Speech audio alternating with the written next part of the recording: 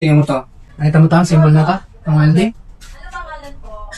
Yes, sir. Nakita mo yung symbol ng welding. Diba ganito yan? Nakasymbol siya ng gano'n. Tama? Yes, sir. Okay.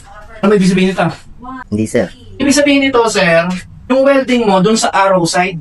Kung nasan yung arrow mo, yun yung weld mo. Okay, sir. Okay? Ibig sabihin, kung meron ako dito sa kabila, pagkabilang side yan, yung weld ko. Okay, sir. Copy, sir. Tama? Okay?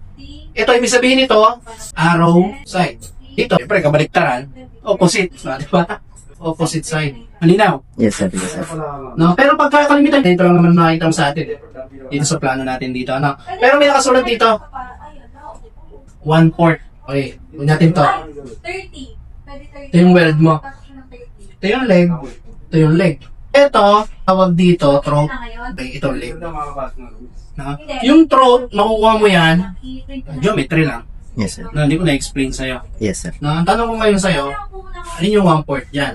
Yung leg ba o yung throat? Ay, yun lang po kayo ng mag-DTR, diba? Hindi ko, sir. Diba? Mm. Ay, hindi ko nasasagutin yan. Assignment mo na yan. Okay, sir. Na,